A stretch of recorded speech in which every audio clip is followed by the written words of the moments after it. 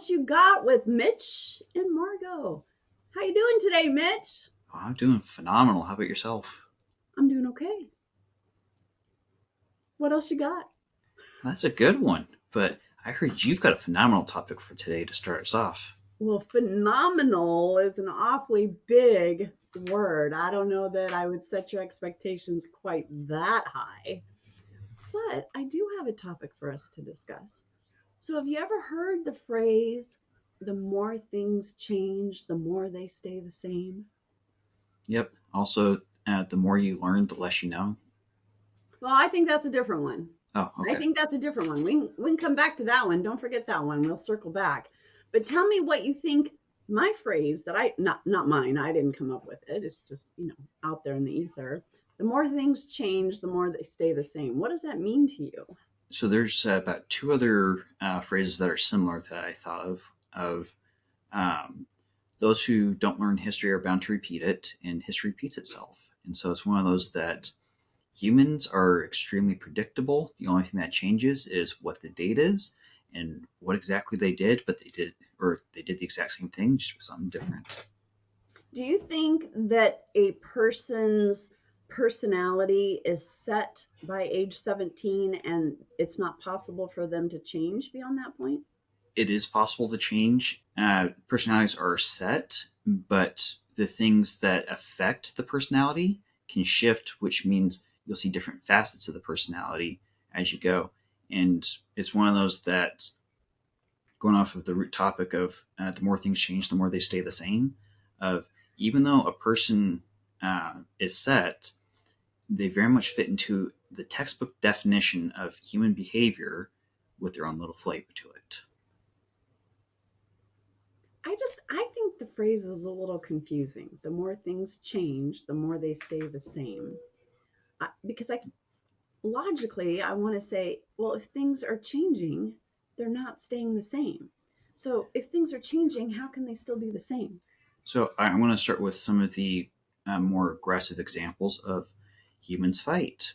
It used to be with tiny sticks, then it turned into bigger sticks, then it turned into stones, and then it turned into swords, it turned into arrows, it turned into tanks, it turned into helicopters, but people still fight. That's a true and sad example. Hmm. Yeah, now I'm just stuck on the image of people fighting. Now, Like if it's you want a one, different one, is humans are naturally inclined to travel and explore. It used to be finding new lands and setting up new settlements. Now it's getting on a plane, flying to a new land, and yes, there's people already there, but you get to find something new. okay, I like that one. I mean, both examples you shared are accurate. I really like the traveling visual. Um, you know, because I'm thinking in terms of the human being as we age. I don't know if I agree with the idea that your personality is completely set at age 17. I do think that we are capable of change, especially if we're self-motivated for that change. I think we are very capable of improving ourselves and redefining ourselves and exploring and finding new ways to live our lives. I do think we are capable of change. I also think that as we grow and age, so for me example, even though I insist that I'm still quite young at heart, I am aging. We're all aging. And as my hair color changes, as the wrinkles on my face change, I don't feel like an old person. I still feel like that 17-year-old or maybe 24-year-old or maybe 27-year-old. I still feel like the same person, even though my exterior shell is continuing to change. So the more I change, I'm still the same. Yeah, and it's one of those that kind of going on back up since we're shifting towards personality, going back to where I said personality is loosely set, but the environment brings out different facets. Because one of the more profound examples that you see semi regularly is when someone finds a faith or loses faith. It's one of those that you see this grungy character that seems to be revitalized, reborn, and they become basically a different person. They still have the same personality. It's just their environment has changed to encourage different behavior. And then you have the stark contrast of someone who had faith, who changed. They may appear more liberated, but generally they are grungier, crankier, and overall more irritable. But it's one of those that they're the same person, same personality, but their environment shifted to the point where you're seeing different aspects of that same person. Well, and to that point of changing your environment, one time I asked a coworker, because remember I work in the mental health industry, so I'm not a therapist, but I work with therapists. And I asked a curiosity question one time. I said, why is it so common when a person chooses to leave a lifelong religion, and where they have never previously smoked or drank alcohol, or dabbled in other things, they choose to leave a lifelong religion. Why is it they have such a huge swing to a different lifestyle where they're suddenly smoking or drinking alcohol or experimenting in other things? Why doesn't a person just choose to leave a religion and continue to live a similar lifestyle that they've been living, just no longer a religious lifestyle? And the therapist explained it to me that oftentimes when a major life decision is made, you know you're here, there's a pendulum swing. And so when a major life decision is made, it causes this big pendulum swing. And so the reason that they are making decisions that are so much further outside of their previous norm is because of that pendulum swing. And then as their new normal settles to wherever that pendulum ends up, then they'll settle into their new norm. But you're talking about, a change in environment. Sometimes a change in environment or such a shift in daily functioning can cause a pendulum swing. We're still the same person. Things have changed majorly in our lives, but then once that pendulum settles, then we have a new normal, and we're still the same person. We've changed aspects of the environment, I Yeah, think. and kind of going off of what you're talking about, the pendulum. Even though the pendulum's swinging from one side to the other, is it a different pendulum? Right. And so, yeah, yeah. What is the pendulum? Are we the pendulum? What, or is the pendulum the environment? What is the pendulum? Well, we could do it both ways. Of we are the pendulum and we're swinging through the environment, or the environment we are, and the pendulum is the environment and swinging through us. And so, even though we're still the same space, we just have something that's swinging through, moving us around a little bit. And so, depend however you want to look at it, it's we can loosely draw it to we're the same as we are. We just have environmental changes that are encouraging different behaviors. Whoa. And that just made me think of the term neural pathways. I mean, if we're thinking of the pendulum swinging, for anybody who's gone to therapy, hello, me, um, uh, my therapist and I often talk about the process of creating new neural pathways in the brain to utilize different skills and go through life in a different way than we've been doing in the past. So if that pendulum is swinging, that could even maybe be thinking in terms of creating new neural pathways, because pendulums often don't just swing back and forth in a lateral, is that the right word, lateral direction. Pendulums often swing through a like a circular pattern. Does that make sense? The pendulums I've seen in real life, the giant ones, they often go more in a creating like a sphere effect. I don't know if that makes any sense. But so if you're thinking in terms of like neural pathways, maybe that pendulum is attempting to carve out or experiment at least with different neural pathways. And then it's up to us as the appointed person in charge of our lives to choose which neural pathway we want to make our chosen pathway and choose which way of that pendulum swing we want to continue riding that swing. That was a pretty bad analogy, but there's what I'm No, trying to say. yeah, it makes complete sense because a couple years ago I went through a similar swing where because divorce has magical things that make you swing, and so I went through the all right. If this failed, let's shift almost everything, see where that lands me, and I got to the other side. I'm going, no, I don't really care for it over here. And so I started swimming back the other way, and I've settled somewhere more or less in my original realm, but it's still one of those that it's the you change your environment, which sometimes is your thinking, even though I'm the exact same weird person. And I swung to the other side, experienced it over there, and it's one of those that I could choose to stay on that side, but it's just one of those I'm going, didn't quite care for it.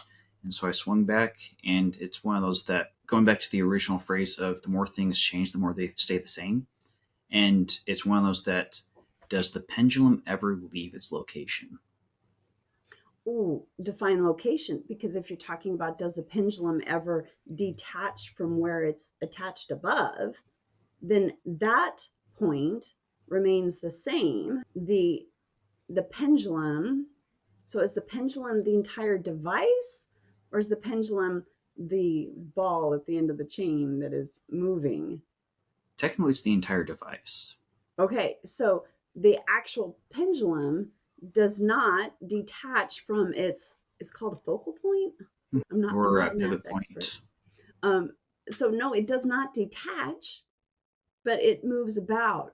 And I think it's really key as that pendulum is moving about to ask yourself, what is bringing me peace? What is bringing me joy? What is bringing me contentment? And I think that's the neural pathway that we want to reinforce. That's the swing of the pendulum that we want to maintain. And we have to define that for ourselves. What brings me joy each day? What, and it might change from day to day, but what brings me joy? What brings me peace? What brings me contentment? What do I want out of my life? Do I want those things, or do I thrive better in unhappiness and contention? Am I happy being unhappy? Each person has to define for themselves what they want their life to look like. What are their values? If each of us can define our own individual values, we can make choices on where our pendulum is going. We can make choices on what neural pathways we want to create to reinforce what it is we want out of life. Me, I want peace. I want joy. I want contentment. I want chocolate pizza. So Not chocolate pizza. chocolate pizza would actually be kind of interesting. I think that's considered a dessert pizza. Yeah. Um, but one of the interesting thoughts, because pendulums, once you get them started, so requires some kind of encouragement to get started, they generally have loosely the same swing area, and eventually they'll settle, and then you'll have to restart the swing. And so it's one of those that sometimes you need to encourage it to move somehow. And for the really big pendulums, they may need encouragement like once a year because they'll just keep swinging. Some smaller ones, you need to encourage them every couple of minutes. Or one example is a grandfather clock. It's one of those that you have the pendulum that keeps time of in seconds, but if you look at grandfather's clocks, there's a couple of weights inside of it that go down, and you need to wind them up about once a week. And what do these weights do? They encourage the swing of the pendulum so it can keep time effectively. And the entire point of me bringing this up is even though we have this pendulum swing and you're trying to figure out where you want to swing, sometimes you need to encourage bigger swings, sometimes you need to encourage consistent swings, or you're trying to figure out how to stop the swinging. Well, I think, and was going to try to ask Google here really quick. I'm not always the fastest, Googler. But I think that there are some pendulums that are in continual motion. I was trying to see if I could find it really quick. But I think that there are some, because I've seen some really huge ones, but I can't remember where because, memory's first to go, I suppose. But I think that there are some pendulums that are propelled by the Earth's gravitational force or rotation. They Yes, rotate. I believe they need to be encouraged. Oh, here the I don't know how to say this word. Foucault pendulum was named for the French physicist Jean Foucault, if I said that correct, who first used it in 1851 to demonstrate the rotation of the Earth. It was the first satisfactory demonstration of the Earth's rotation using laboratory apparatus rather than astronomical observations. And so I think that might be the one I think I saw it at the Smithsonian Institute. Oh, but then Google says no pendulum can swing forever because the system loses energy on account of friction. That's why a grandfather clock has to be rewound every few days to inject a little energy back into the system. Yeah, it's so if it were in a frictionless environment, they'd swing forever, just based off of gravity. But because we decide to hook them up to fixed points in space, that is usually where they slow down, and so that's why you need to encourage them occasionally. It also says, is the pendulum witchcraft? That's a fun topic too. It says here, witches use pendulums for healing, psychic cleansing, finding lost objects, choosing an item out of a group, or locating water and or. So I forgot about that type of pendulum. You know, you can put a, a crystal point on the end of a chain and use it as a pendulum to find answers to things. That's a fun topic too. But so more things change, the more they stay the same. I don't know. I love the topic of pendulums and neural pathways and the necessary motivation and energy it takes to move a pendulum. Here's a thought: since you have a larger breadth of experience, Did you what just is call me something, old? not in those terms, but yes. Um, so, what is something that, as a kid, you remember that is either being brought back or is hasn't really changed since you were a kid? Being brought back. You mean in society or in my own life? What do you mean? Either way, anything from parachute pants to afros. Uh, Parachute pants. I'm not saying that's from your time, but I'm going. That's something that's coming back. Um, Yeah, okay. You know, fashion is definitely secular. Wait, is that a Secular. word?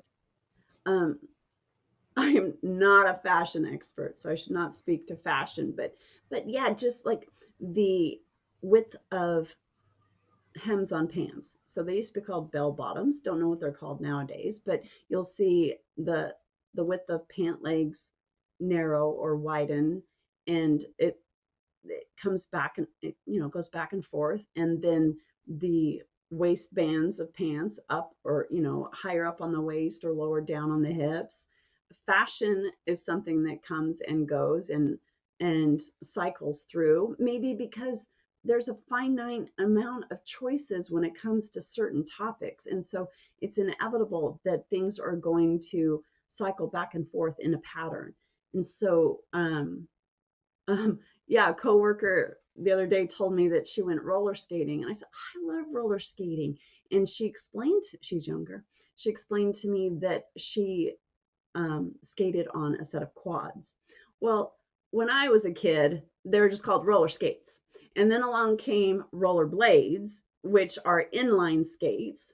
And so um, to me, roller skates are skates with four wheels per foot. She called them quads, which still is an accurate word, but it's not something new. Roller skates have been around for a really, really long time.